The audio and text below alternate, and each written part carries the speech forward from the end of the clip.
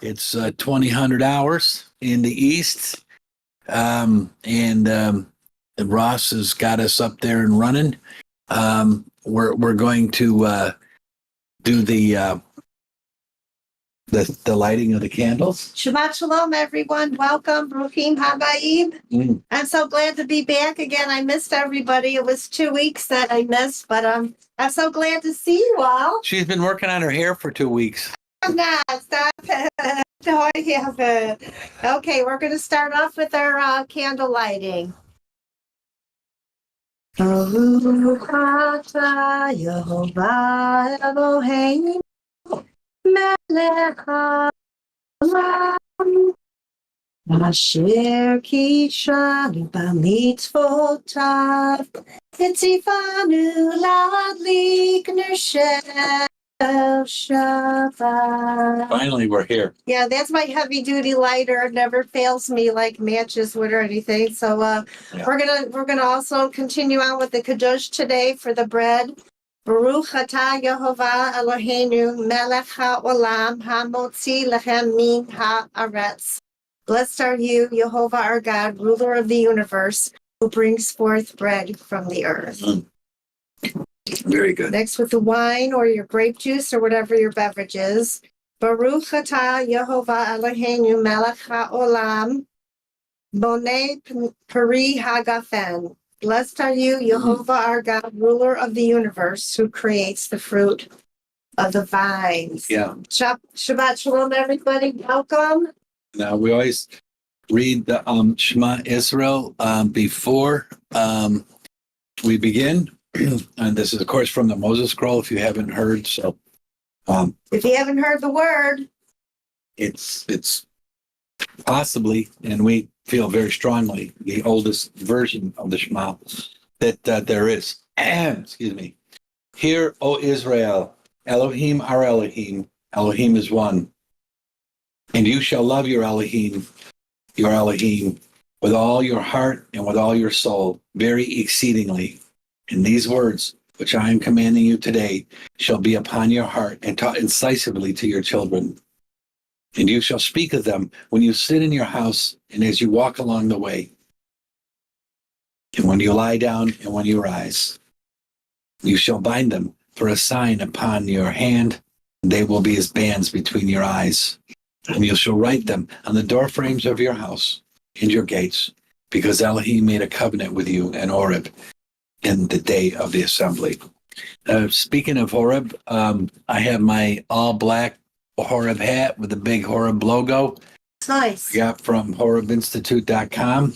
I have more shirts coming, and it's a way you can support what Ross and Seth are doing.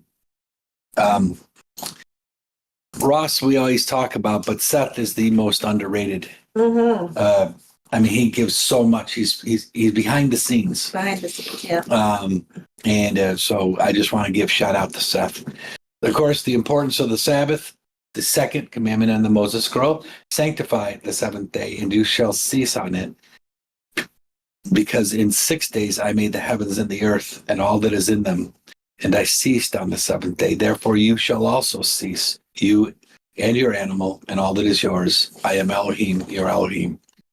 So we officially have welcomed the Sabbath in.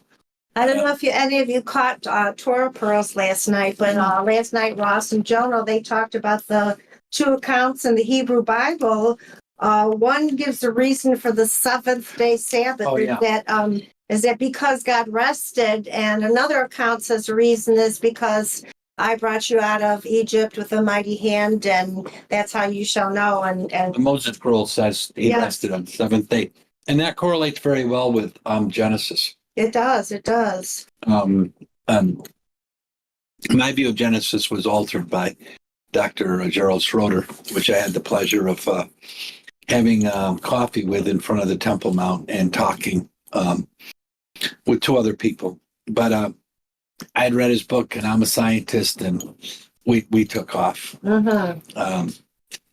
And I have his personal email, and I know his story very well. Anyways, before we go on anymore, we're just going to offer up a prayer for one of our board members, or the secretary of United Israel World Union, Becky. She's in the hospital with some blood issues. We don't know what has gone wrong. Her husband, Ralph, who's the executive vice president of the United Israel, was telling us things, but I don't think they figured everything out. So we just, as Moses said, Jehovah, heal her. Amen. And Amen. we mean that. We don't need to go on. He knew, the Almighty knew, the Elohim knew before I even asked that I was going to ask that. And if you all think about her, and if there's anyone else that needs prayers, Please let us know. Please let us know. The other oddball thing that came in my studies this week is Tu B'Shavat is the Jewish New Year, and this year was on February 13th, and so was our. That was our anniversary. That's our This anniversary. isn't Valentine's Day, although it could be, but it's our anniversary. It's anniversary. We've been married for 44 years. And that was yesterday, but also another anniversary today was Ross and Bridget. Ross and Bridget. Yeah, it was for 39 years. years. We had the honor of sharing, Mhm. I think, 2 anniversaries with them, one in Israel and one in a house in St. Augustine. Oh yeah, Yeah. So, that one in Israel, man. yes, that was I good. like It was being fun. there with I miss being there too. Elon. Yeah, Elon, we had a great Yeah. dinner and everything. That was so fun. My week coming, a lot of travel, and I hope it doesn't keep snowing here because poor Patty will be in trouble. We've had over 200 inches of snow, and I'm telling everybody with this shoveling, I have biceps like Popeye. I'm eating my spinach. okay. But I'm going to Detroit and Troy, Michigan, to work on a special project for the Department of Homeland Security. There all of a sudden seems to be money, and I'm then flying to Washington to do a very special meeting. I don't want to discuss, but I also, for the first time in my career, have been invited to the Cockroaches dinner on Capitol Hill, which kind of blows my mind. You have to be invited. It's at the Capitol Club, and the Cockroaches are the people, the highest level people who don't get flushed out with every new president. So when a president comes in, there's a lot of appointed people, but the Cockroaches stay there. And so we've been told. This is the first I've ever heard of the Cockroaches. I've been told to dress up. So I'm very grateful that I have some new clothes that I can fit in because of weight loss that I paid a lot of money 4 years ago. I might look a little old with the style, but it's told that some Doge people are going to be, and that I don't know whether I have like 100 of my cards ready to go. I don't know if that's good or bad. Dave, we're going to Doge you. You're fired. No, I'm very excited. I'm working with the Potomac Institute for Policy, and the mind-boggling thing is that a friend of mine that was working there has worked his way up to be the number 2 person, and it's a very special company that was started by the government, to determine to look at policy for technical, usually. Oddly enough, one of their mentors and one of their high-end scientists happens to be a guitar player that some of you may know, named Jeff the Skunk Baxter, who played for Steely Dan and the Doobie Brothers and many other things. If you ever heard that song, Ricky, Don't Lose That Number, that's his guitar solo in there. And he's there with a top secret clearance working on this stuff. He knows things that I'm not going to get into discussion, but he's brilliant. And so I said to Curtis, well, I'll be able to talk to him when I'm there. I don't want to, ruin anything. And he said, oh no, Dave, you two are sitting together because both of you have the longest hair of any men in the in the whole cockroach. I go, okay, we're long-haired cockroaches. Anyways, it's going to be an exciting week, and then and if the Elohim allows, we'll be back here next Friday night. Hopefully, be home on Friday. Anyways, the Jewish New Year for trees is celebrated on the 15th of the Hebrew month of Shavat. It's a minor holiday with agricultural environmental significance, traditionally marking when the earliest blossoming trees in Israel, like the almond tree, begin to blossom. There was agricultural significance. There's customs and traditions, of course, and modern observance. We every year try to have a tree planted, and this year I paid for a tree to be planted for the people lost on October 7th. If any of you know Betty and have her book, she talks about Tu B'Shvat and Yes. all of the special Yes. holy days. Maybe Right. you all should get a copy of her book. And if she's here, maybe she can get up and talk later she when is we're here, after. and maybe explain it a Afterwards, little yeah. bit. And also on her Facebook page, she's posted some nice things about Tu B'Shvat and the hope of spring, which we're all longing for here in the Great White North. I am now a senior citizen, so I'm no longer in the spring. I'm in the winter of my life. Anyways, winter can be a good thing. Now we're going to turn over to Patty for the Hebrew word of the week. Oh, okay.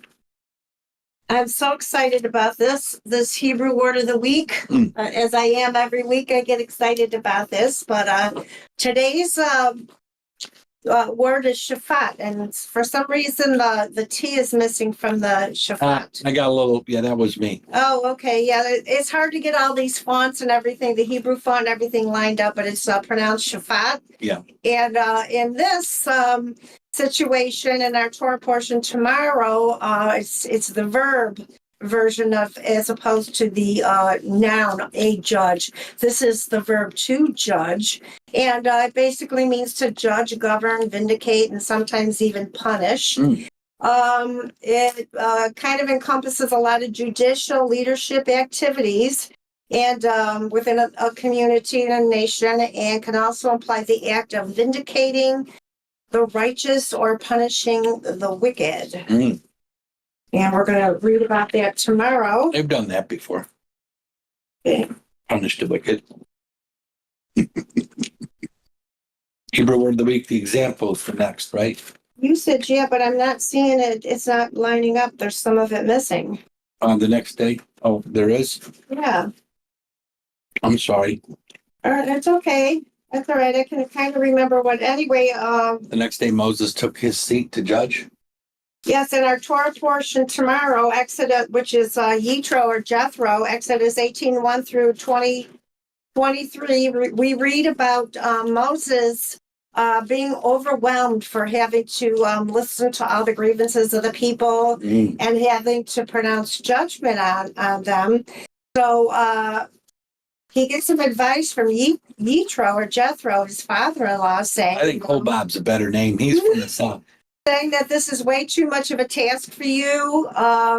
Why don't you you stay as like a teacher, teach the people the laws and the commandments and the statutes, and appoint others to judge and between one man and another, and make known to them the statutes and laws of God. Wow. And so I think this is a great lesson. The major takeaways from this is the importance of delegation, choosing qualified leaders, setting up an efficient system, seeking wise counsel, actually taking and accepting advice and criticism, and most of all, seeking God's wisdom and applying matters of judgment in big issues as well as like your everyday life. And I think that's really the main point of this. So anyway, we're going to read more about this, hear more about this tomorrow in Ross's class, which is called part of the Leaving Egypt series, Discovering the Decalogue Dilemma. So that is going to be interesting. Yeah. And Ross and Jonah on Torah Pearls are getting to it's getting polished. Again, I Yes, don't want it to keep is. bringing up Seth, but Seth does an intro that kind of, Mhm. leads you on, and it's really good. And then Ezra's gotten much better, their AI assistant. Definitely. And I think it's just, how can I say it? I enjoy watching it. I don't feel like I have to get too involved because I kind of know a lot of the stuff they talk about, Ross has talked about, and we've talked about already. But the new people, I think it's important for them to know, Mhm. what?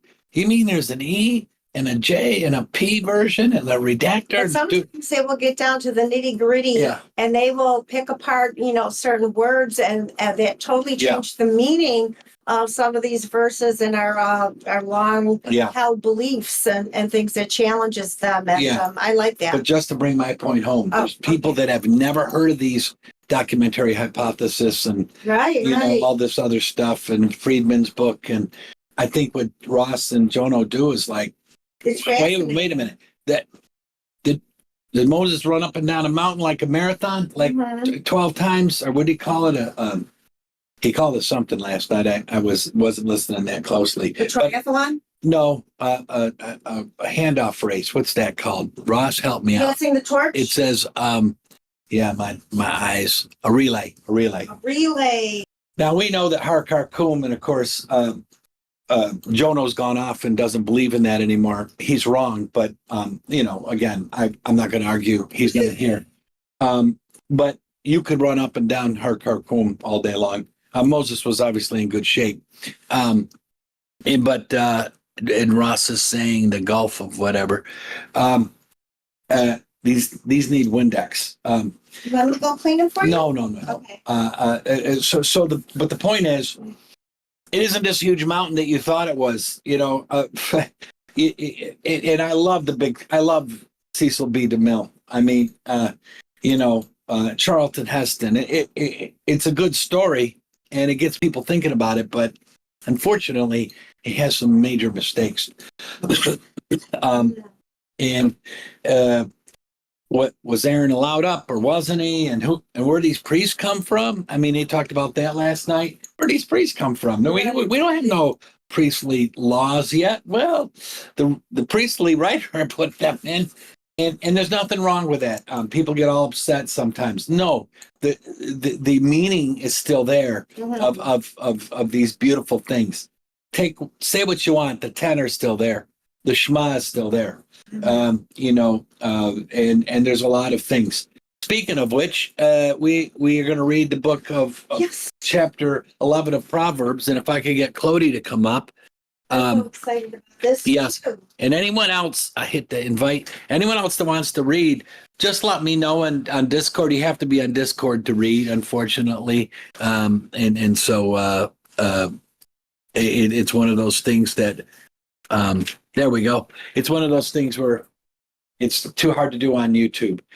So on Discord, just hit me with a direct message, and we'll fit you in. The more people that read, I feel the better off that there is. And Definitely. I'm going to put Eric up there too. He's going to read next, and that's kind of smart, Eric, to be ready to go on the stage. So, Clody, if you would begin, I see you got your mute on still. Hello. Shabbat Shalom. Shabbat Shalom. Can you hear me? Yes, very, very good. Alrighty.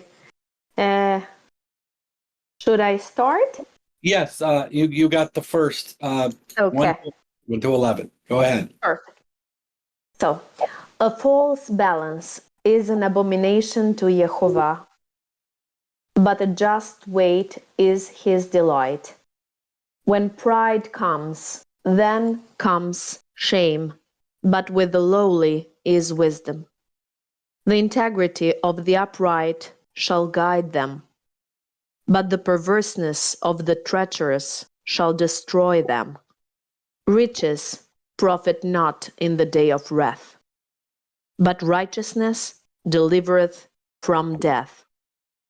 The righteousness of the perfect shall direct his way, but the wicked shall fall by his own wickedness. The righteousness of the upright shall deliver them, but the treacherous shall be taken in their own iniquity. When a wicked man dieth, his expectation shall perish, and the hope of iniquity perisheth. The righteous is delivered out of trouble, and the wicked cometh in his stead. With his mouth the godless man destroyeth his neighbor, but through knowledge shall the righteous be delivered. When it goeth well with the righteous, the city rejoiceth, and when the wicked perish, there is shouting. By the blessing of the upright, the city is exalted, but it is overthrown by the mouth of the wicked. Amen. Isn't that the truth? Okay. No new thing under the sun. We see that everywhere today. Yeah, we're going with EJ. Can you turn that fan down there? Tried with this thing here. Just please. EJ, you there? Yep. Does Oh. it work? Yes, sir. All right. Verse 12. He that despiseth his neighbor is void of wisdom, but a man of understanding holdeth his peace. He that goeth about as a talebearer revealeth secrets, but he is of a faithful spirit and sealeth a matter. Mm. Where no wise guidance is, the people fall, but in the multitude of counselors there is safety. He that is surety for a stranger shall smart for it, but he that hateth suretyship is secure. A gracious woman obtains honor, and violent men obtain riches. The merciful man doth good to his own soul, but he that is cruel troubleth his own flesh. The wicked earneth deceitful wages, but he that soweth righteousness hath a sure reward. He that is steadfast in righteousness shall attain unto life, and he that pursueth evil doeth it to his own death. Mm. They that are perverse in heart are an abomination to Jehovah, but such are the perfect in their way are his delight. Though hand join in hand, the evil man shall not go or not be unpunished, Mm. but the seed of the righteous shall be delivered. Mm. As a ring of gold in a swine's snout, so is a fair woman that is without discretion. Oof. Wow. Dang. Tough. The desire of the righteous is only good, but the expectation of the wicked is wrath. There is that scattereth and increaseth yet more, and there is that withholdeth more than is meet, but it tendeth only to want. Mm. Isn't that the truth? Thank you. Thank you. Excellent. Patty, Okay. speak up. Okay, speak up. The liberal soul shall be made fat, and he that waters shall be watered also himself. He that withholds grain, the people shall curse him, but a blessing shall be upon the head of him that sells it. He that diligently seeks good seeks favor, but he that's, what's that word? Searches after evil, it shall come unto him. Mm. He that trusts in his riches shall fall, but the righteous shall flourish as the green leaf. He that troubles his own house shall inherit the wind, and the foolish shall be the servant to the wise of heart. The fruit of the righteous is a tree of life, and he that is wise wins souls. Behold, the righteous shall be recompensed in the earth. How much more the wicked and the sinner? Mm. You know, what I like about these proverbs is that every line, there's a lesson in every line. Yeah. It's just so packed with so Yeah. much wisdom and That gold ring. the gold ring in the snout of the. That got me. Oh my gosh! Just to do a quick summary, and I would like to hear everyone's points of view. Yes, definitely. Proverbs chapter 11, honesty, integrity versus deception, pride versus humility, the limits of wealth, speech and its consequences, community impact of righteousness and wickedness, justice and divine retribution, wisdom and righteous influence. I wanted to say just one thing that happened to me this morning, and I don't want to talk about good things I tried to do, but just the impact of this. So I'm driving to work. We had a foot of snow, so I was a little late. It is 19 degrees Fahrenheit, and I get down on the boulevard, and I see this young woman of color, and she's walking, and the sidewalks aren't plowed, so she's walking in the boulevard, not a street, a boulevard, a 4-lane with a 5th lane in the middle boulevard, and she's pulling this 2-year-old beautiful young girl. So I pull over, but I can't. There's so much snow, I can't really get out of the lane. And I know she freaked out, thinking, "What's this? This long-haired hippie. What does he want?" What's he want?" And I said, "Ma'am, you need a ride." And what really got me also was the child. Because children are so special. And what bothered me so much was the amount of cars that were beeping their horns like, "What are you doing trying to help this poor woman in the middle of winter? Me, get out of my way." And it spoke to me tonight when, it was obvious what I was trying to do. It wasn't like and the thing that I wanted to say was that, when people try to do righteousness, and I was already late for work myself, but I figured, well, we do own the company, but I had a lot of work to do, but I figured this poor woman that's walking there with this saying kid. No good deed goes unpunished. Yeah. And then these people, the way they reacted, I was very disappointed in the people in my hometown this morning, that they couldn't see that, I was trying to help some poor woman. And 19 degrees and snow, it's freezing, let me tell you. It's a lot of humidity, so you'll feel it. It impacts you. Definitely. And, you try to do righteous things, and it's just sometimes, and I'm not looking for credit, nothing like that. I just felt for this woman and his little child, it was just sad the way that people treated us.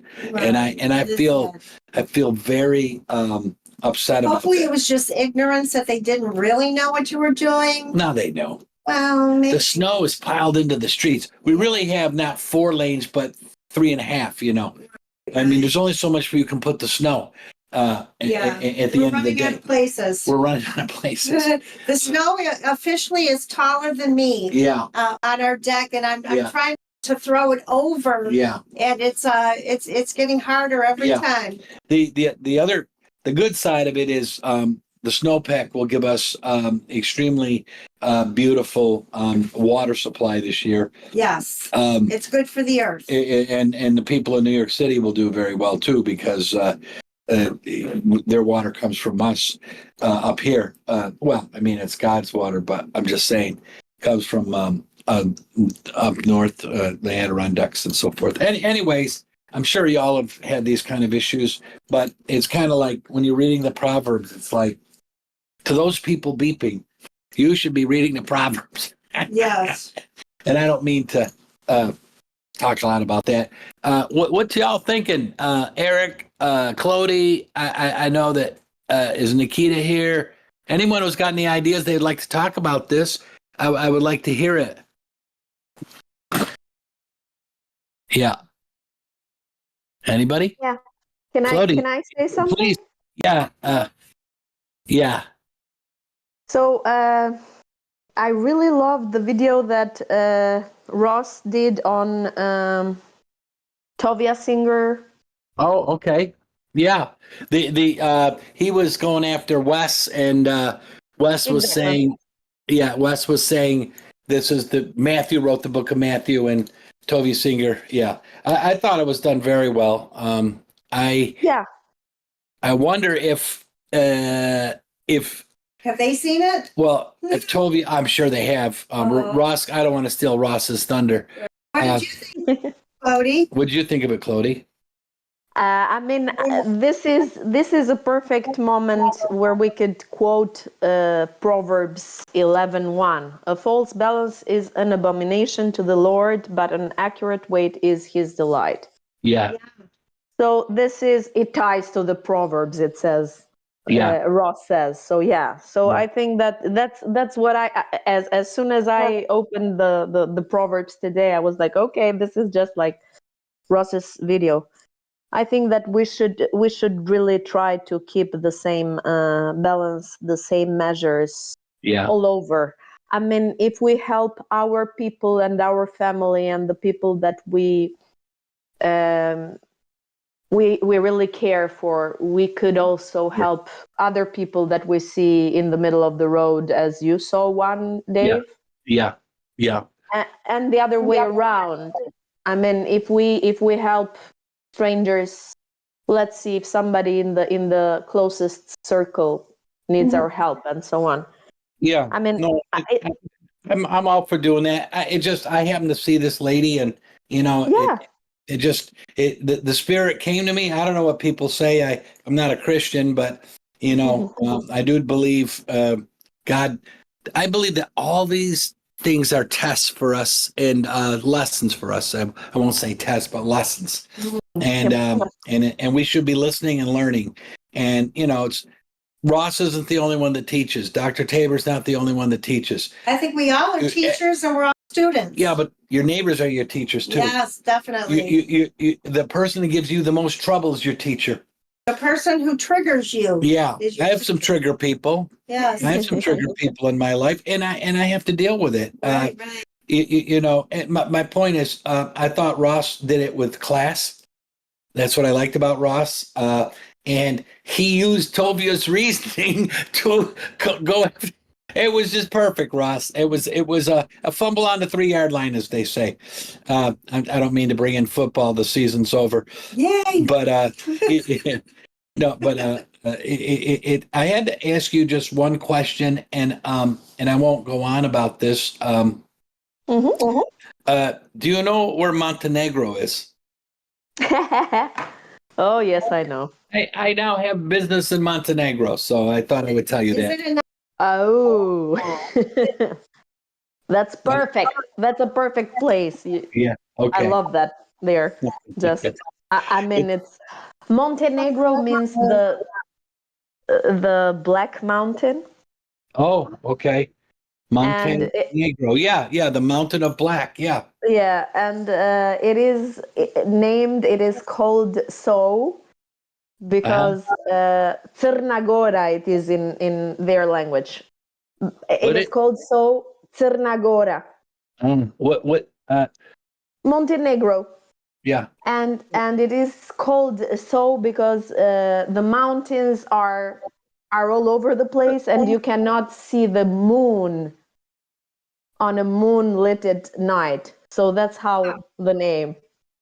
Wow. Black Mountains. I like that. I'm going to drop that on my new friends. Is it warm?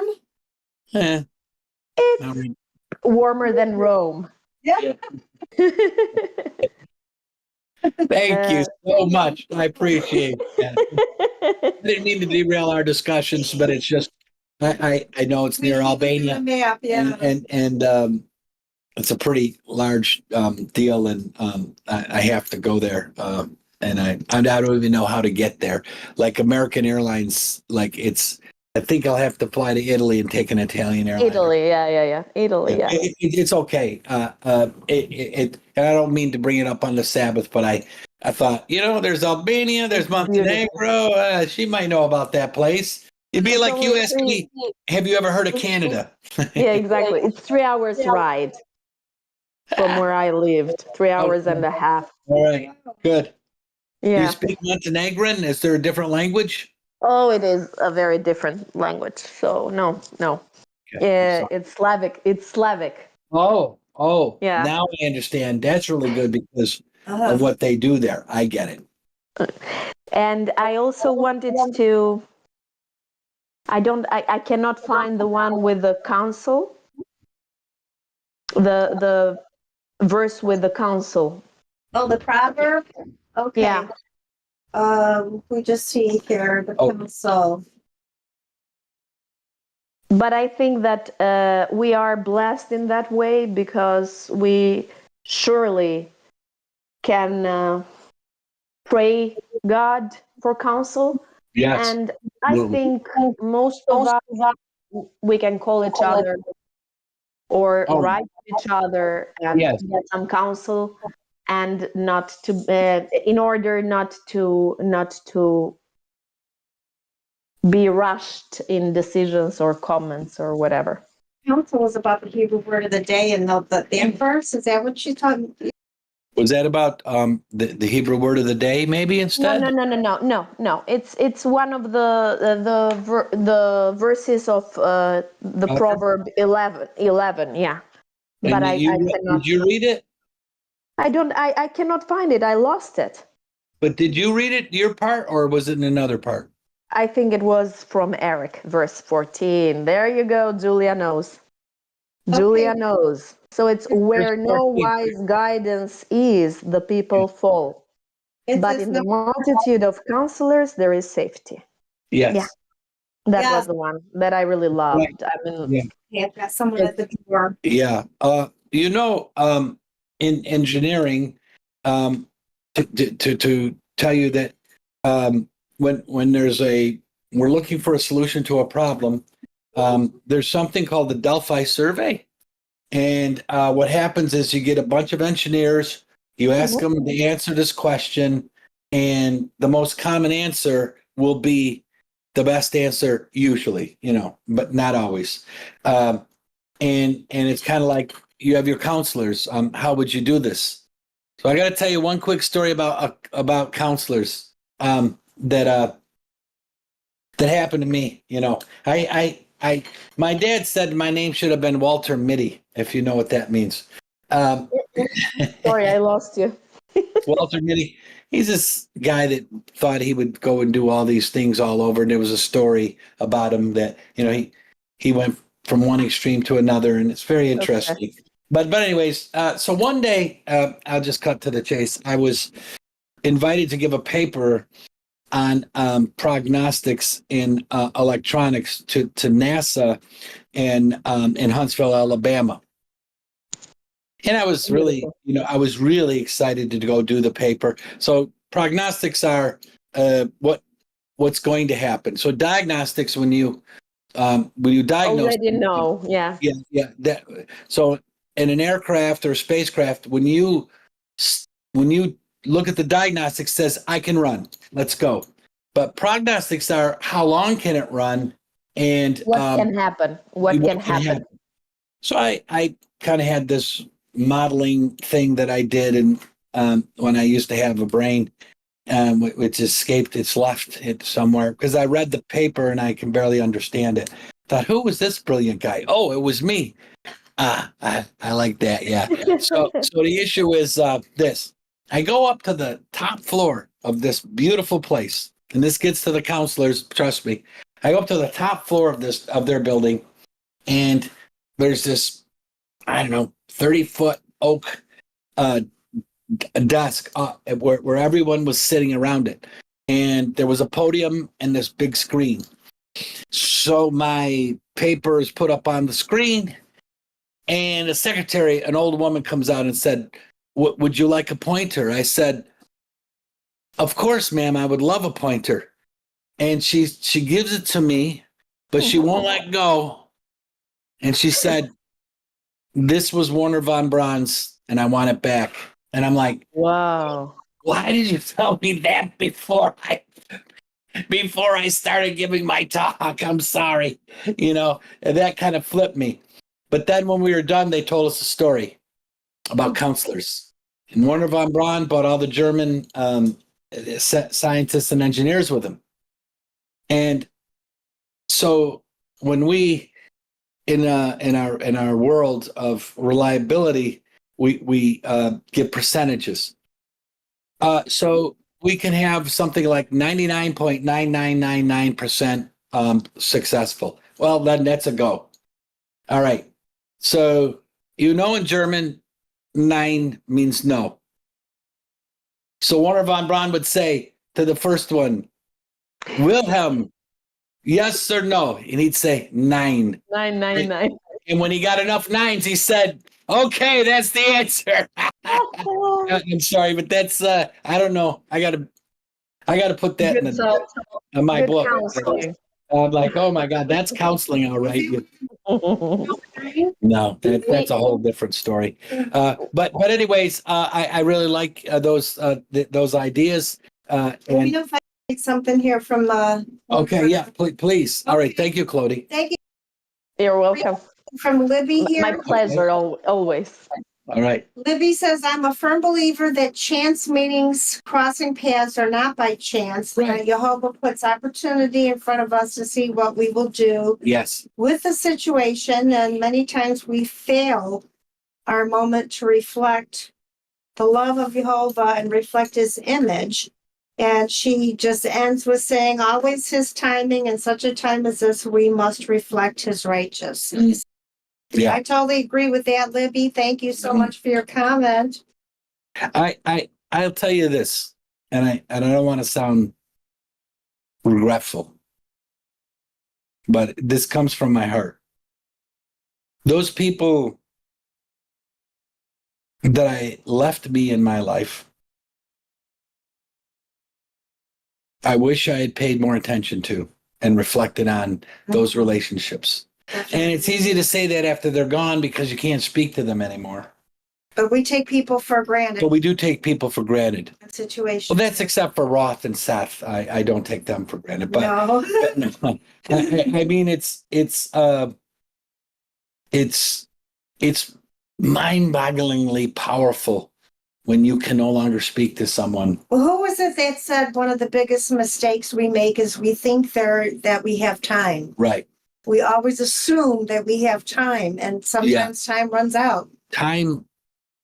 One of the great inventors that said that because we don't have time, that's how come there's so many great inventions. People want to do things before they die and pass away. If we had eternity, well, we'd sit there and We procrastinate until the end.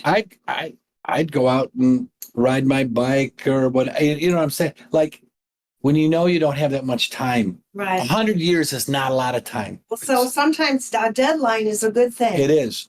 It's also those that procrastinate, like me. My genius comes out when I have like 3 hours to respond to something. Right. Ross, on the other hand, and Dr. Tabor, they spend all this countless hours looking at the issues. But right now you can see it. Ross has got more output than he's ever had in his life, even if you included the time he spent in the paper mill. And Dr. Tabor is putting out more stuff than ever. He's just supercharged with throwing out all this, he's got the Mary book coming out. He's doing the Restoring Abrahamic Faith again. So many good things. And in April, we're going to hear all about all these amazing things. Yeah. But the point is, in my view, we get it. Hey, look, we got to get things done. And if I don't do it, who's going to do it? And let me see. I see a kitty up there. Okay, and Betty wants to speak. Some say spinach. Yeah, that's beautiful, Todd. Yes, it's one of them. They had a Sheba too. You weren't here. I don't know. Yeah. So cute. Thank you for sharing that. And thank you. God, it's beautiful. Hi, Betty.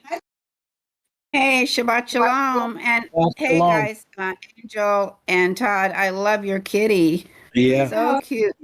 My puppy, Braca, likes spinach too. Oh, Yeah, I dropped some on the floor when I was making salad, and she just gobbled it up and looked at me like, well, where's more? So I gave her more and more, and I decided, maybe not so much. yeah. But she loves it. Yeah. Yeah. Anyway, Go ahead. our dog likes chocolate, which isn't good. And we had a dog that liked potato. Uh-oh. Oh yeah. potato pancakes Oh, on yeah. Shabbat, and this one dog we had He would start barking. He would start barking at for him. potato pancakes. Yeah. Well, Oh, anyways, that's what funny. were you going to say, Betty, about? Today. Well, what you had asked, you had mentioned Tu B'Shabbat before, and Yes.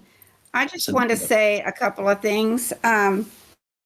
Basically, it's everybody says the New Year of the trees, but actually it's the tree, which is singular. And that has really a lot of meaning. I want to say a little bit about that in a minute, but Okay. Emails for you. it's taken from 2 is 15 in Yeah. Hebrew, and Shabbat, of course, is the 11th month on the Right. traditional Jewish calendar. Yes. And it's not one of the 7 Moedim, the festivals that are listed in Torah, Of course. but it is a delightful little celebration of the tree and all the trees around us.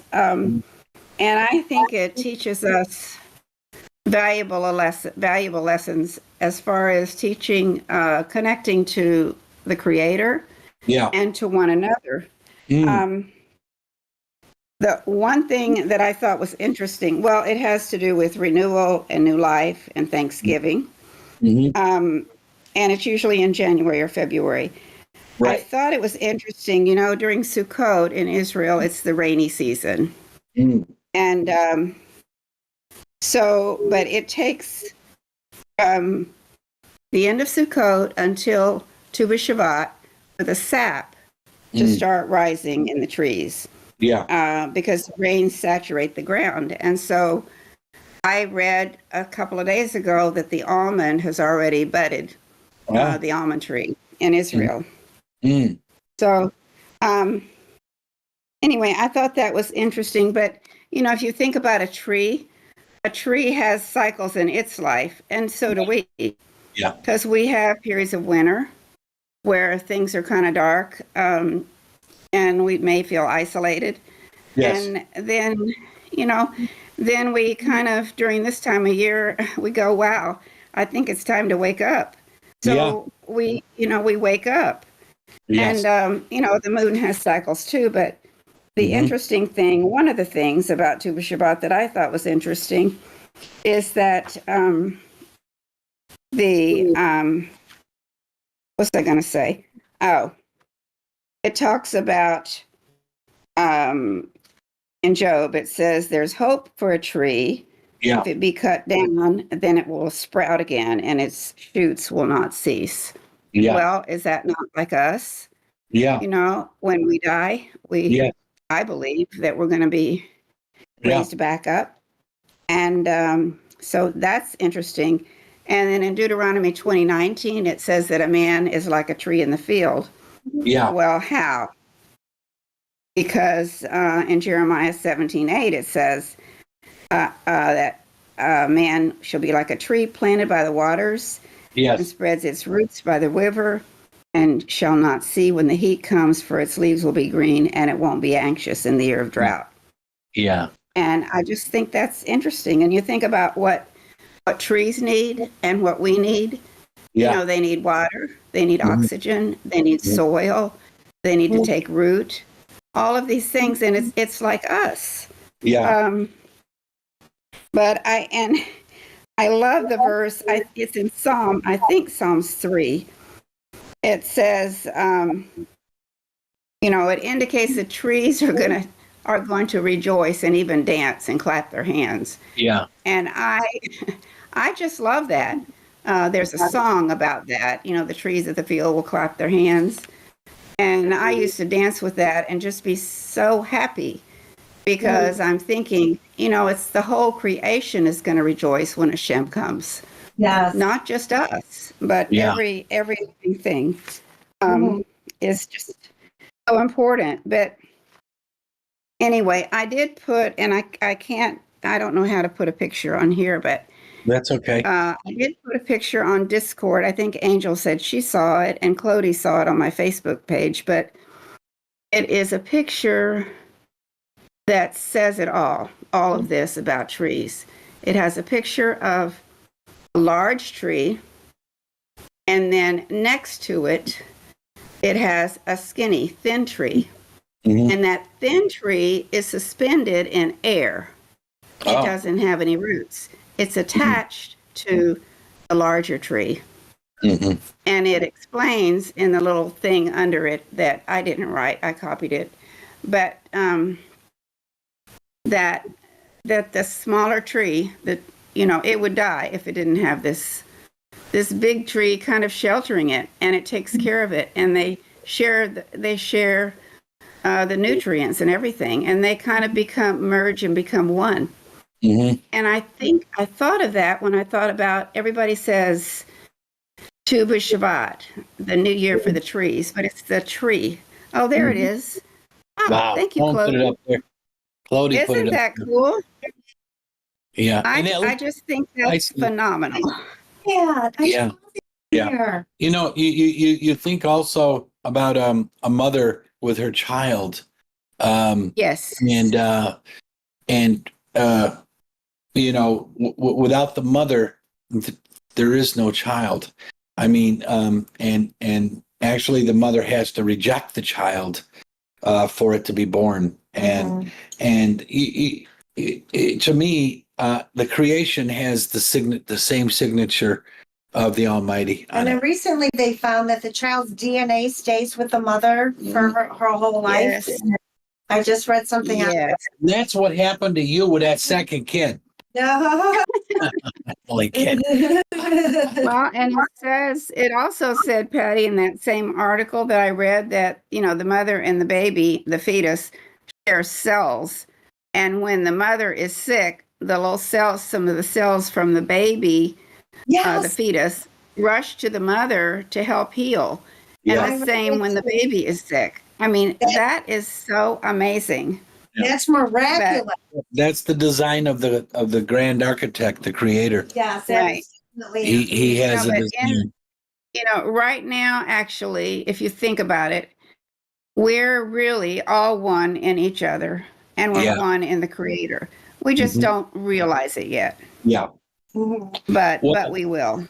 we're knots in the fabric of the universe, but I won't go into that. I do get the one thing that I enjoy, that when I give papers, I have time to write, and Ross has to come up with, I think, 3 papers a week or something as a minimum, and Oh, James. But I get time to write, and I'm going to be talking about that very subject. And anyways, you got me thinking, because Yes. So interesting thoughts to ponder. I sit back here and get to pontificate and Right. and really kind of think about what I'm writing, and Yeah.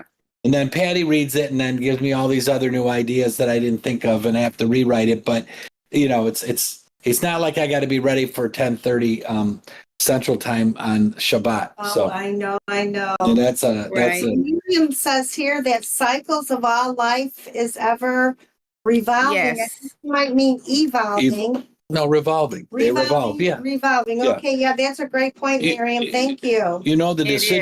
the deciduous tree in the winter has no leaves. In the spring, it's buds. Summer, it comes into leaves. Fall, the deciduous Right. tree, they change color, and then in the winter, they lose them again. And this is the cycles of life. I don't want to paint our lives into that simple of a cycle, but I think 4 parts of life, I don't want to get into winter, but I'm kind of already there. I'm like at the end of fall, and I'm putting out my hands, and then someone says, just accept it, Dave. You're in winter I'm now. not ready for you yet, Winter. I'm not ready for you yet. And But the other thing is, another- I'm going to talk about one other thing I just want to throw out there, because you got me thinking, Betty. In my paper, I'm going to talk about the afterlife from the perspective of the Hebrew Bible. So that should be interesting. great.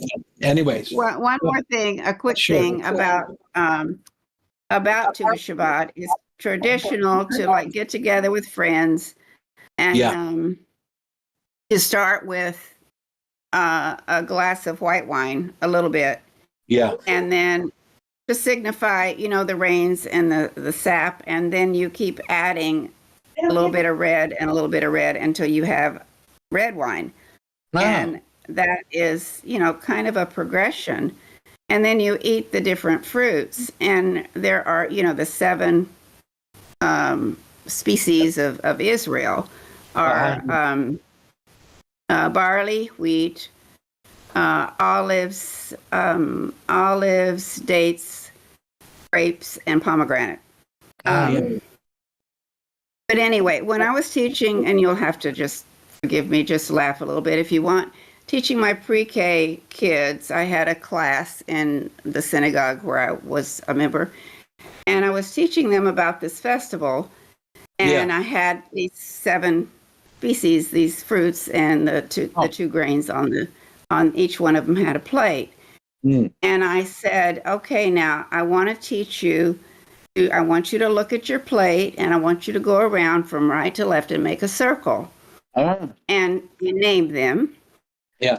And then I said, how do you think Adam and Eve might have felt after they ate the forbidden fruit, because they knew about the story, and God found out about what they did?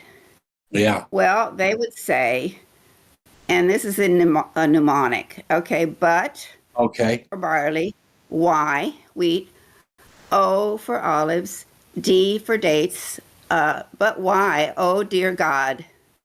G for grapes. Please forgive. Pomegranates and figs. And they all clapped their hands, and they thought that was so cool. Oh, how cute. Well, that's good. That's a good way. Well, I need mnemonics to help me learn, because I'm kind of a child at heart. But when you think about the fruits, instead of just gobbling them up, think about how delicious they are and what it took to make them. Yeah. And Well, those dates in Israel were like, The dates at tomorrow. oh my God. It's like candy. They were great. Nature's candy. And we also know about pomegranates having special powers. But in music, right? Face, and then we know every good boy deserves fudge, and that's how we knew the line names. So those. Well, that's right. All of those little things. I needed those too when I first started. It's a good way to remember. Yeah, and they help every. Then we get into business, and there's just acronyms, and it goes on, and you hear people talking, and it doesn't even sound like English language. Anyways, go ahead. Right. There's just one more thing, and that it was going to be this, but then I thought of that mnemonic and had to share it. And that is that if you think about the different kinds of fruits, there are some that are hard on the outside. Yeah. Like with the peeling, like oranges and, you can think of the hard ones. Even the nuts are considered fruit, but they're soft on the inside. Well, that's kind of like some people, right? And then some are soft on the inside, but they have their seed, the hard part, like an apple on the inside. So they're soft on the outside. Some are soft all the way through. Yeah. So I think that's kind of like I am. I'm just a softie. And I cry a lot. You're like a peach. You're a peach. Yeah. I'm a peach. Yeah. I think that that though these seasons are also locked in them, as you've written about, there's knowledge of the creation. And absolutely, all of the seasons, I think, and the cycles of the moon and everything is to teach us, right? Open my eyes and teach me wonderful things in your Torah and in your creation. Yes, I would add, because it's all around. Anyway, it's the beautiful thing, and like I said at the end of the day last time, I think that it's so great that there are so many different people here. We don't all agree on everything. That's true, but we're here to talk and share. And it's good. It's good stuff. We have a love of, as David Horowitz wanted, of the Hebrew Bible. So some people, I don't think, understand that as much. Not that I wasn't. I was born a Catholic, and I shot off in 1968, and by 72, I was in my parents' room teaching my parents from the King James Bible. I would like to know what I was saying back then. But the issue was that I had this man that my father trusted, oddly enough, a man named James Stocker, who was Church of Christ and left and was reading his Bible. And of course, I met another James from the Church of Christ named Tabor. It's Oh, I yeah. don't think that's a coincidence, you know. And number one, and number No? two, I don't think so. Two James from the Church of Christ, and you know Mm. what James said. The first James said to me. There were other similarities, which I'll tell you about later. But the first one said to me, "Don't believe what I am saying. Go read the Bible." And And- you know what? That seems like common sense. Right. But back then, everybody listened to their preacher. Right. Nobody read it for themselves. And Ross even humbled himself to say it the other night. He said, "Don't believe me. Look at the in the book." Look at and see what it says. Right. I'm just saying that, you know, don't believe what you know, when I go on, any of us go into conjecture, there's what the book says, but when we get into conjecture, say it's conjecture, it's what, after reading it, this is what I think that it means. It, in my, what I think it means has changed over the years. I'll be the first one, you know, I would caution anyone who's new to this. If you've only been reading the Bible for 5 years, hang on, cowboy, because it's going to be a ride. You know, you know, I started reading it in catechism, and I said, "What the teacher's teaching, it doesn't say that in the Bible." And they're like, "Boy, you keep your mouth shut and listen to the teacher." Yeah. And you know, they called my parents and said, Well, you weren't allowed to question. "No, that was the holy catechism. That's the way they saw it." That you can't question. And I just had this burning thing to find out things. And you know, what happened? I ended up here, and Ross is tearing the Bible apart, and you know, and Jono says, you know, there's only the Moses scroll.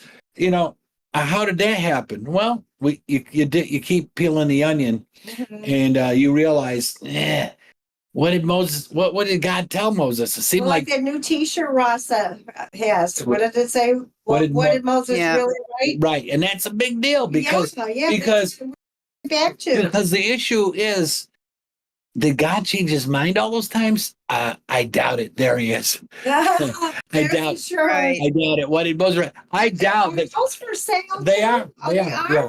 Oh my Yeah. God, I have a every week I get more Horeb stuff. we need Rob. We need a women's design Yeah. in there. We need Yeah. like a ladies tank top Yeah. with the Guns and Moses on it, and then this Yeah. one. Yeah. Oh, fun. That's another thing, because you get other people saying it's too sexy. Oh my gosh. But God made the woman to be sexy, so let's just leave it there. It was His design. It wasn't me. It was God. Well, you could do a tank top and a t-shirt, and women could choose. Yeah. Exactly. Yeah. Right? Yeah. Yeah. It's beautiful. And the other issue is, I guess, to keep an open mind is what I was trying to say. You know, at the end of all of this, I have to still keep my mind open. There's a lot of great knowledge, even though there was E and D and P and, you know, J and the redactor and all that. Okay. But there's still brilliant stuff in all of it. There And is. I don't care when the book of Proverbs was written. It's brilliant. My point. Secondly, you know, when you look back in history, someone had to amalgamate this, and they did a brilliant job. So yes, you can criticize it from that point But of we view. have to that we have something What we have, for what we have. and you know, those who seek shall find. You know, I believe that. You know, and I love this whole thing. And like I said, the times and the dates are really important. And it's a great book that you wrote, Betty. Yeah. It's a beautiful Thank you. book, because it's something that we all need to consider. That, you know, everything was put in the heavens for a reason. The signs and the wonders, and you know, And a time for every purpose yeah. under heaven. there you go. It's like the song. Yeah. Right. And it wasn't by accident. And through the Right. years, I mean, Judaism has evolved and has I mean, a simple festival has become very, very complicated. I mean, a whole plethora of things. Oh yeah. My opinion is we don't have to make it that way, but Yeah. some of the traditions that have been added are beautiful to add to the festivals, and I don't think they contradict Yeah. some of them. So Well, everyone again how people want to can make celebrate their the choice. festival. Yeah. So how someone wants to Pardon? celebrate, the festival, it's like, how do you celebrate Shabbat? Right, some things are left to Right. our own discretion. Right. They're I personal. think the important thing is that is kavana, which is intent. Right. Right. Our heartfelt intent. We want to serve our Creator by honoring Him Yeah. on the days that we believe He instituted. Now, Yeah. if we don't believe He instituted all of them, then Yeah. you don't have to. You make your choice. Okay. I'm not trying to push Judaism on anyone. Right. Yeah. It has just been very meaningful in my life, and I've Sure. let go of quite a bit. You've But done a great anyway, job. You've done a great job, Betty. Yes, you've definitely Yeah. shown all the beauty in all of these things, Yeah. the seasons and the festivals, and really, Yeah. gave it a lot of depth. I wanted to give a definition to what we were talking about, Betty. okay. I'm scared that I'm getting Alzheimer's because I'm writing down definitions because I used to have an incredible vocabulary. Anything else? Ehemerism is an approach to the interpretation of mythology in which mythical accounts are presumed to have originated from real events or personages. Yeah, Ehemerism supposes the historical accounts become myths as they are exaggerated in retelling, accumulating elaborations and alterations that reflect cultural mores. So this is a known thing with ancient documents. So Yes. and I need to learn that word, if you will. yeah, Just When- text it to me or spell it for you. message it to me. It's Can you share it? yeah, it's Euhemerism.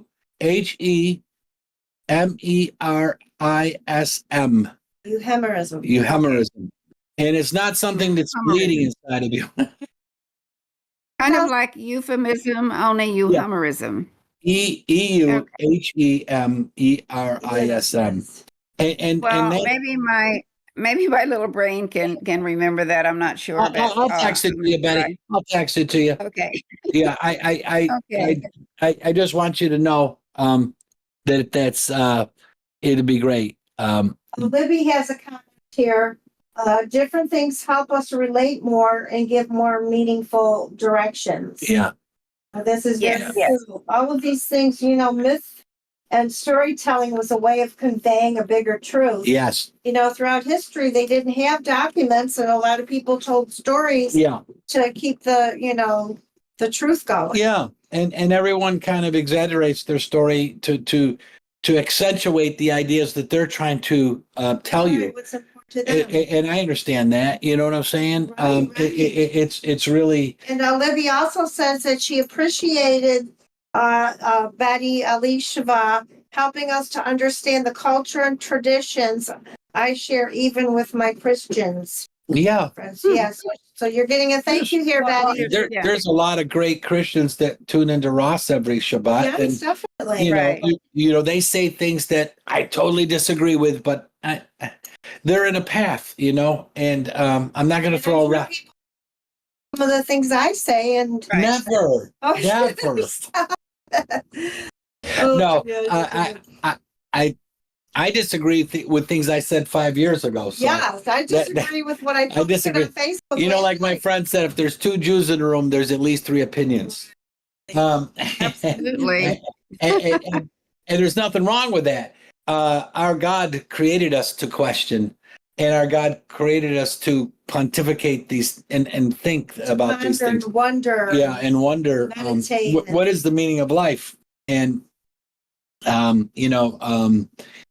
I find that to be the most important thing to think about, and as I get older is, and I think we all felt this to a certain degree. When you're young, you don't feel like you're ever going to die, really. You know that people die, but when you're 32 and you're in great shape, I was skating on the ice at 11 at night, going to graduate school and working 40 hours a week and had 2 kids and a crazy wife.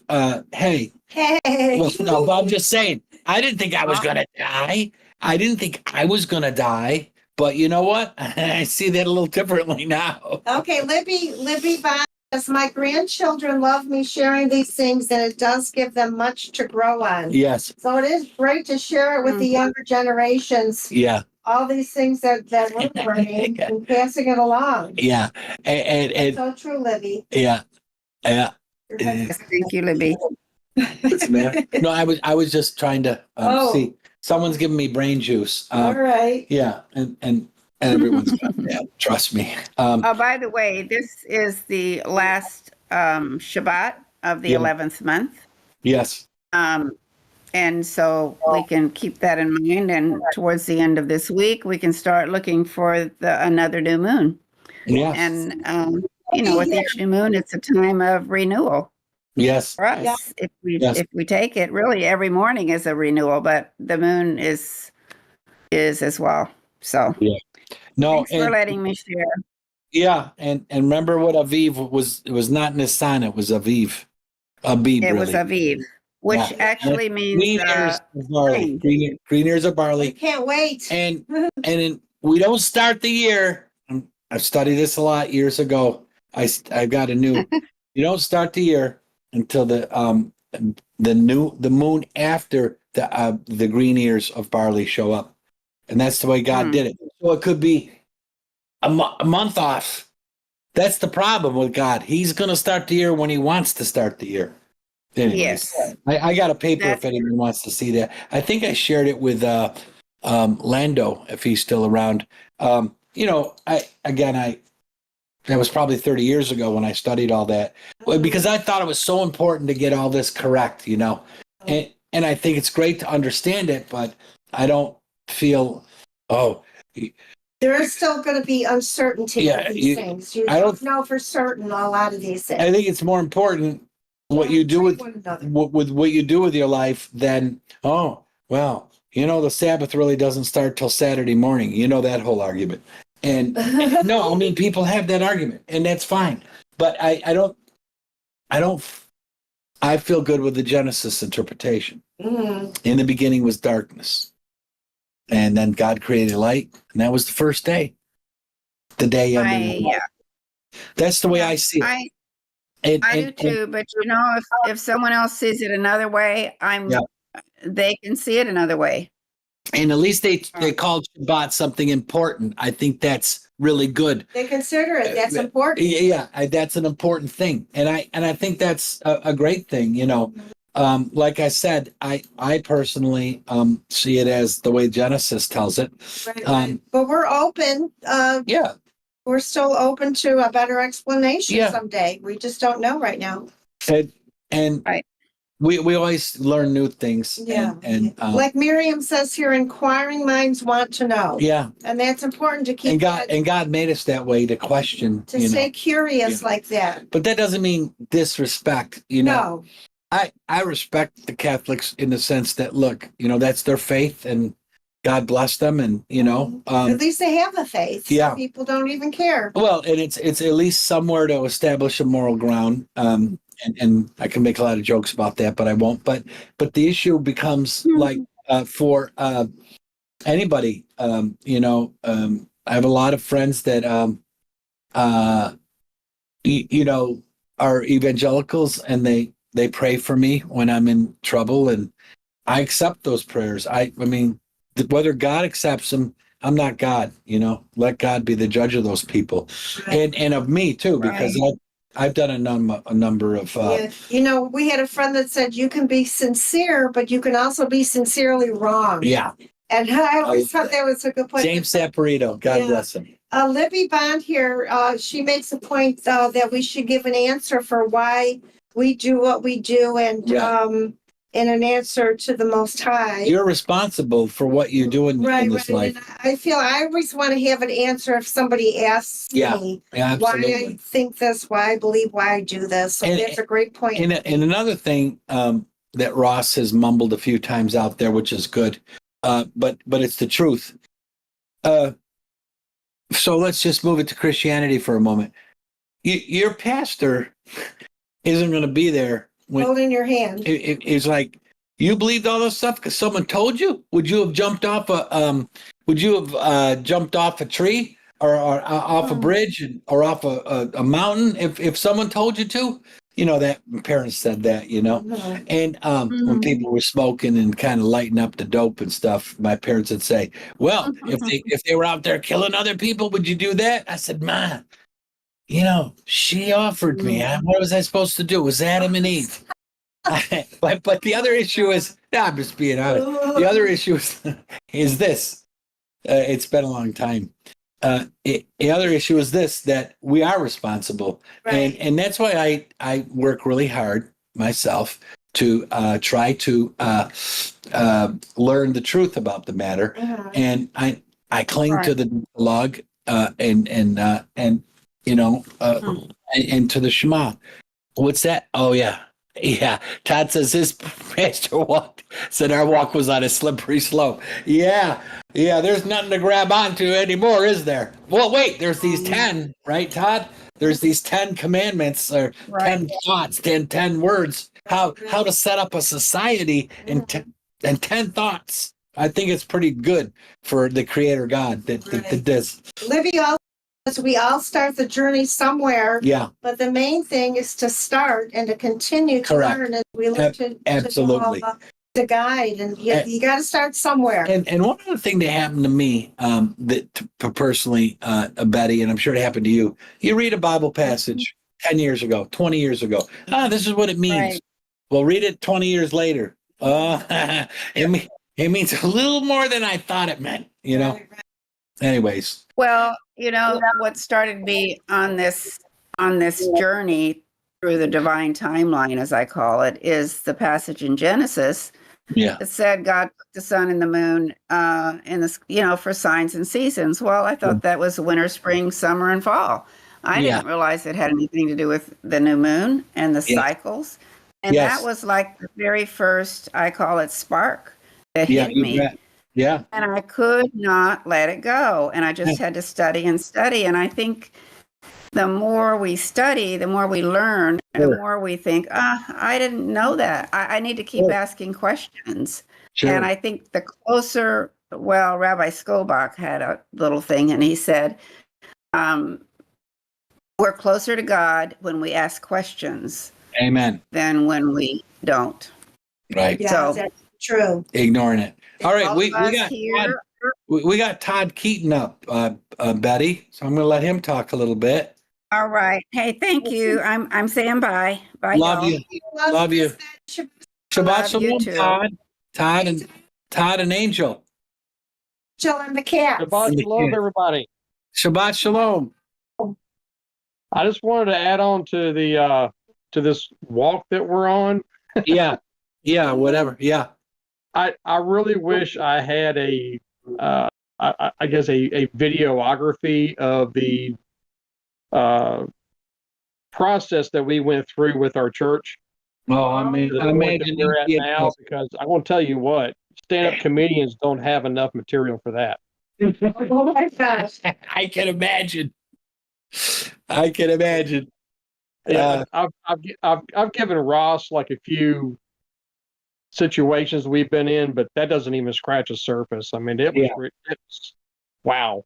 To hear those stories. You should write those down and no, they won't be because they have cat issues. Cats, but I'd like to hear all those No, stories. I'd still like to hear the stories. You know, all of us have these different stories, is what I'm saying. And you know, for and your story will relate to someone else that's going through the same thing that you went through. Exactly. And I think it's important that we tell one another. You know, I happen to be a young kid, and I happen to have parents that would allow this. You know, and something came to you, or maybe Angel, I don't know, and you started talking about the Bible, and you're like, this ain't right. Book? Yeah. Well, it actually started at the church that I was at when we first got together. Okay. I was playing in the band for almost 20 years. Wow. And The praise band or whatever. yeah, if you want to call it that, me and the bass player were huge Rush fanatics, so I don't know if you would call that really uh, praise band, but it we were there for Closer to the heart. Closer to the heart isn't such a bad song. when I was there. Well, we were a little more than that, but Jacob's but we were there for about 2 years, Wow. and we were actually both of us at the same time were feeling that we were being convicted to leave Ah. by the Father himself. We're being Wow. convicted Wow. because even then we were asking questions. It's like, well, how come this and why this and everything else and why Yeah. and they would it was basically what it was is it was the town I grew up in, this was the church to be in Yeah. as far as business owners, and it Yeah. was like Yeah. I a, get you. it Yeah. was a it was a social gathering is what it was. Yeah. It's basically, instead of putting offering in a plate, you put business cards in there, and that's the way I saw I it. need a place to go like that. Yeah, and so we were actually being convicted to leave, and Oh. it took me a while to do that because I kind of enjoyed the fact that even though I was retired, I Yeah. still had a gig, Yeah. and I wasn't being paid for it. It just No. gave me something to do on a Sunday morning. Yeah. And I just didn't want to let that go because I was really close friends with the actual band. I didn't know anybody else in the church. I just knew the band. Oh my God. And that just tells you how the church was. So I was in Big church. yeah, it was a pretty big church, but I was in my little group and with us little 3 or 4 people, Mhm. and we were very close. Mhm. And it took me a while to get away from that, but Mhm. eventually it really got I guess kind of heated as far as the conviction. I mean, the father was really getting kind of forceful with us on it, Yeah. and so I just showed up one Sunday and just told the guys like, "Look, I'm done. I'm not Mhm. coming back." And they're like, "Well, what's going on?" "I'm starving. I'm not." Yeah. The preacher picks one verse and Yeah. then goes completely off topic. Yeah. And yeah. Amen. And so I've heard that a lot. we want to learn. Well, Right. the guy that we heard on the radio was the preacher of the church that we went to, like a couple of miles from here from the house, Uh-huh. and we liked what he had to say. Yeah. So we started going to that church and became good friends with him. We actually became his little teacher's pet Uh-huh. because we were the ones that asked all the questions. And read the Bible, actually. Yeah. And eventually it got to where he couldn't answer the questions that we were asking. Uh-oh. And he was called, well, I'll get back to you next week on that. And then he would agree with us on the answer. Then the very next week, he would like just completely just disagree with it. And I think what really broke the camel's back was, of course, pretty much everybody here knows how we feel about Paul. Yeah. And he actually admitted to us, well, I can't figure out why he says one thing in one verse and goes right back against it in another verse. Mm. And then the very next week, we were called heretics, and we were trying to disassemble the church and bring conflict and everything else. It's like, dude, last week you were just saying yourself. Yeah. And now you're blaming us for what he said. Yeah. You know those radio control models, Todd? My dad would fly them here, on we have a base that, well, it's closed now, but we had a base. And there was a priest that would come, and it's way after we were Catholics, 20, 30 years. And my dad got questioned him in the back room. My dad had a shop, a man cave. We found had $200,000 worth of engines and stuff in it, but that was Dad. But the point was this: my dad kept questioning. My dad was really he said things at United Israel World Union that people still remember. When the people were arguing about Judaism, my dad said, "You're making this way too difficult. Why don't you just go for the truth?" And he walked out of the meeting or something like that. And he had a cane. Yeah, but anyways, the point was this: he asked this guy, Father Paul, we'll call him. I think that was his name. Well, it does. You don't know the last name. And he finally got him down to the point and said, why do you believe in Mary like this? Let's just forget about the Trinity and all the other stuff. He said, his final answer, this is your final answer. I can't leave the church. My retirement is there. Uh-huh. I'm thinking, what? Wait, you're talking about God here. We're not talking about. It's their business. Yeah, and it's their business, and that's what he said. And it was a confirming thing for me, because, like, what you were saying with these people just disagreeing with you the next week. Well, my dad had that guy back there, and they were friends. They flew planes together. And at the end, my dad said, "You've got to tell me why you believe in Mary as the mother of God," which is blasphemy to us. Right. And he finally said, "Well, my retirement's there." But Todd, it sounds like if you had any doubts, that they kind of cleared it up for you. Yeah, by the way they made it treated easier for you, right? Yeah, they kind of. Well, yeah, I guess. Yeah, you say in a way it did. Because it's kind of interesting you brought that up, because my dad used to fly planes too. Oh, Yeah, he used to have a bunch of models up Yeah. in the well, where I moved my guitar shop at was in his old furnace room, and there were still model airplanes up there and engines all over the place and oh yeah. Oh all yeah. kinds of stuff. So My dad had a I remember he said- five-cylinder rotary. Five-cylinder rotary. We sold it for $2,200 on eBay when he died. it's hard to say what he had. I do remember though he was also in the ham radio, and Oh yeah. So was my dad. he used to get mad at me because I would Power actually to stay in the house. disassemble his well, I would disassemble his radios to make my own pickups. And There you go. I was only like 10 years old, 10 or 12 years old, but I was fascinated with how pickups worked. And you could wind your own tight. You could tightly wind them and make them sound better or whatever. Yeah, and of course I guess he never complained about it because my two older brothers never had any interest in his stuff whatsoever. So Yeah. I guess to him I was close enough. Yeah, that's great. That's funny. And that path though, when we talk about the path, and maybe we can have some sessions on that where Yeah. people get up and talk about their path.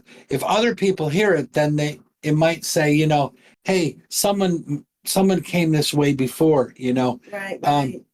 because a lot of people, especially the time, like in the 60s and 70s, you didn't question your doctor. You didn't question the Your priest or the pastor, pastor. Whatever they said, it was like God was saying it. And Yeah. that didn't work out so well. And around here, the Catholic Church are losing, just the attrition is unbelievable. And these small, what they call non-denominational churches are growing. And and I'm proud of this. I'm sorry if I sound mean, but the Latter-day Saints, they have to sell their church because they built a new church and thought they could convert everyone. they couldn't convert anybody. Anyways, that's a whacked out church. I'm sorry if anyone was LDS. Please, I don't mean it in a mean way, but I did a lot of time up at Hill Air Force Base in Utah and Ogden, Utah, and I spent a lot of time in Salt Lake, and yikes, that's different. That's a different whole scenario. And I'm fascinated by it. They have a lot of tribe stuff that they're into. A lot of traditions too. Yeah. So Todd, after you left this group, where did you go after that? Well, we just floated. I guess right after we left church, let's see, that was in 2020. Yeah. So right after that, we did it's a channel on YouTube. It's called MTOI, which is Messianic Torah Observant Israel or something like that. Yeah. Mhm. And it's really bad doctrine. Oh my gosh, I cannot. Yeah. That's how bad the doctrine is. Oh yeah. But it's like, well, we're here, we're messianic and everything. Now here's the Jewish stuff you're supposed to observe. Yeah. Oh, yeah. Oh, No. That's not what we're doing here. And it's No, we went through that shit. How is it? Ross always says tradition. Yeah. No. And so we were there for what, 2 years almost? Delivery. A little over a year. They got us for a few thousand. No. As far as tithes and offerings. And he, of course, he always makes fun of the church people. Of course. But yet he brings them in, but he lets them realize that you are church people, so you're dumb. That's why you're here. And it's like, oh gosh, dude, seriously. And eventually, what made us leave was he tried to make it to everybody to where you have to go through him to get through to Yeshua and then the Father. Oh, What? goodness. And I'm sitting thinking, are you a Jewish priest? Are you a Catholic? Yeah. Oh, man. He's a Levite. He was the mediator. Yeah, and they like to sprinkle the Hebrew words and where the seats and they had the look and the feel, but they didn't have the knowledge and the wisdom. And Right. well, the sad part is this is his fourth church that he's done because he gets kicked out of the rest of them. yeah. Oh, my goodness. No, we had a group here that we went to them just to learn Hebrew in the 90s. She was a good Hebrew teacher. She was a great Hebrew teacher. Yeah. And she's passed on, but I thought, oh my God, she came from a very prominent Jewish family from New York. I don't want to mention it, but Shalom, was it? I said I don't want to mention it. Sorry. No, because it's I'm not. I love her, but then she started giving us this Yeshua stuff, and I left that a long time ago, and Well, I think they still actually did communion at their. yeah, and the husband was one of these messianic preachers, and Yeah. and they came up to our house once to have a Bible study because their group collapsed, and we were very, very Jewish in what we were preaching at the time. And It was your mom that got to her. Right? yeah, and what did she say to my mom? I think it was something to do with the virgin birth. Yeah. Disagreeing with her. Oh yeah, she disagreed with that Jesus had a father or a mother. The God had a mother. That was it. And she said, so the Jews said to us, I feel like I was in the Holocaust in your house. And I'm thinking, we're preaching the Torah, and you felt like you were the dichotomy. Yeah, it was so bad. The dichotomy, and we were the Nazis. we were the Nazis because we believed in the Torah. I was just stunned. I think we can all with these outrageous stories, just like blow each other's minds. And there's nothing wrong. I would have handled it differently, but we were young and dumb, and we were new to the faith, and anytime you're new to a faith, you're zealous. Yeah, I remember when I first realized the Torah was still a valid thing. I remember going to bed thinking, I can't think of any. I was on the Sabbath, especially. Well, I can't do anything. I'm just sitting here. I'm stuck, and we didn't have teachers like Ross out there at that time and all that stuff. Library and look things up because we didn't have the internet. No. And so Todd, after that, when did you come across Ross's stuff? Yeah, or any of Dr. Tabor? How'd you get over to this neck of the woods? Actually, I was just thinking that, and I honestly I don't know. I can understand that. I did watch some of James' stuff on YouTube a couple of years ago, and we watched Ross off and on. But as far as how we actually got to where we are now, I honestly couldn't tell you. Yeah, it's understandable.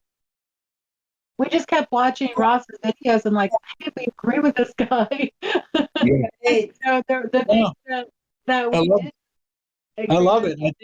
I think Ross is really, and I remember as Ross changed, and I won't get into any embarrassing things, but he would say things like, Dave, what I'm going to tell him today is really going to be, it could really get people upset. And I listened to his talk, and I'm thinking, We're not upset.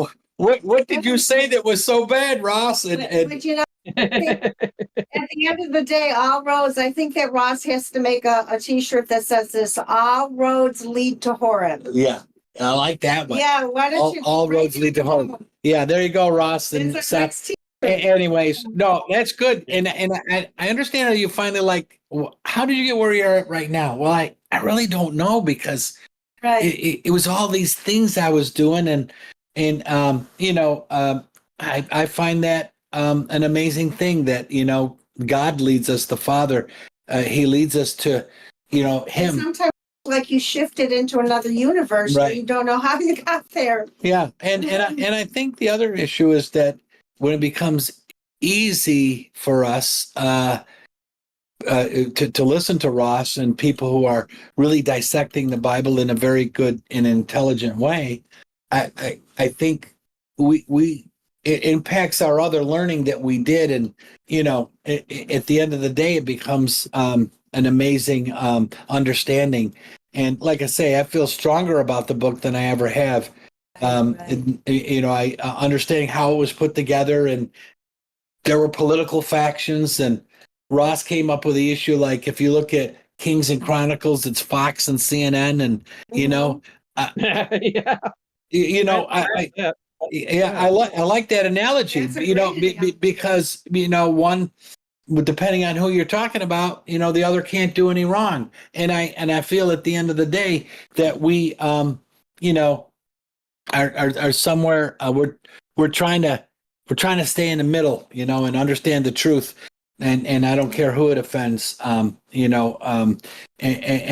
from that perspective, and I also have this respect, when I first started way back in the day, I'd say, "You blasphemers, what are you talking about?" Or remember when we first read the food laws, we went into a restaurant, my mother would walk up to people and say, "You're not supposed to be eating pork." I'm like, "Mom, this is an Italian restaurant." Like, that's their thing. That's funny. Oh my God.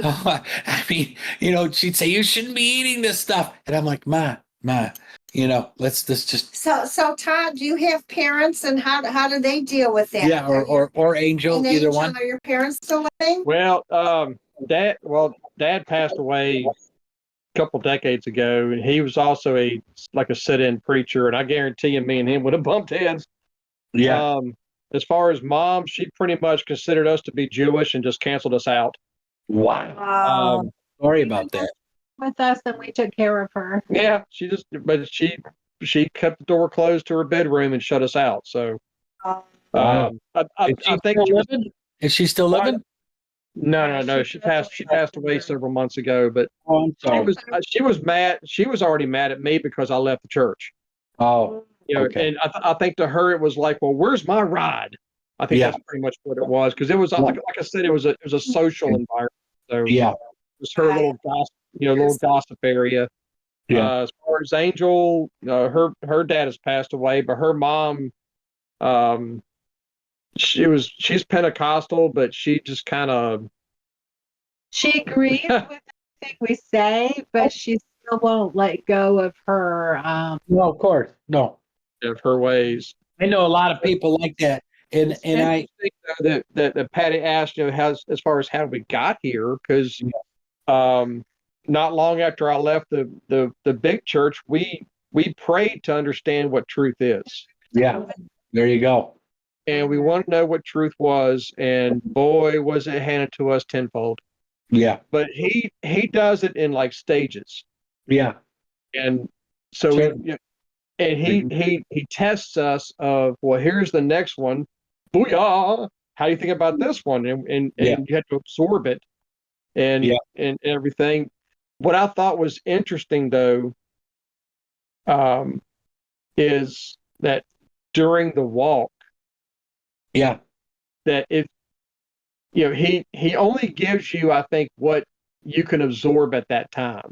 Yeah, absolutely agree with that. If you're willing to accept it, okay. If you're questioning it, he'll let it go, but he'll keep nipping at you. Yeah. And something I sent to Angel yesterday, we, of course, whenever I'm at work, usually we text back and forth with our, what we call aha moments. Yeah. And I texted her yesterday just out of the blue because it just kind of hit me out, just out of nowhere. I was like, Yeshua said he did not come for the righteous, but for the lost. Right. Yeah. So I asked her, I was like, so is he trying to say that those who do Torah don't need him, Right. but those who don't do need him to understand what Torah is? That's Yeah. what the salvation issue is, not the fact that he was murdered and everything else, but the fact that he was Torah. He lived Torah. So that's what he taught. Yeah. So is he saying in Luke, is that what he's saying? Is the fact that for those who do this and to do the festivals and the feasts and the commandments and everything, I didn't come for them. Right. I came for the lost. Lost sheep Right. of the house of Israel. And that just kind of made she didn't disagree. Yeah. But at the same time, though, I will admit, as far as the four Gospels, Luke is our least favorite because of who he's attached to. Mhm. But plus he wasn't there. But regardless, it's still interesting to put that together, Yeah. and that's just some of the truth. If we brought this up in church, oh, believe me, we would have been hung by our toenails. Yeah. Oh my God, for sure. Yeah. Right. No, I know because and the other thing is once you get out of there, you find space that anything goes, and you can ask any questions, and they don't want to have anything like that. Right. And then they'll turn other people Right. against you. And it's an income thing. Right, You could hurt their income. I mean, I hate to say it like that, but We're certainly glad you made it here, Todd and Angel, and thanks for sharing that story. and all the cats they have. Yeah, the Patty's kids, a I love cat hearing lady. these stories. Yeah, Patty's a cat lady. I actually have one in my lap right now. I'm using it for a backrest for my laptop. So There you go. Well, listen, we're gonna kind of shut it down now, and I'm gonna tell everyone on there. Thank you, Todd and Betty and Clody and EJ. 10:30 Central Time tomorrow. Ross is going to be talking about. Leaving Egypt, discovering the Decalogue dilemma. I thought it was Joe Bob or Hill Bob or what was the name? Well, no, the name of the Torah portion is Yitro or okay. Jethro, but that's the name of the Torah. Oh, Jethro, wasn't he on the Beverly Hillbillies? Oh my God. Yeah. All right, guys. Good night, everybody. Let me just give you our final prayer, and then we'll go to bed. Okay. Okay. Were you all done, Todd? Yeah, he's still there. Oh, Todd. Okay. we are done, and we will see you guys tomorrow. All right. Okay. We're going to sign off with our final prayer. Yeah. Jehovah bless you and keep you. Jehovah make his face shine on you and be gracious to you. May Jehovah turn his face towards you and give you peace. So, Amen. Shabbat shalom to everybody. And Lila Tov. Thank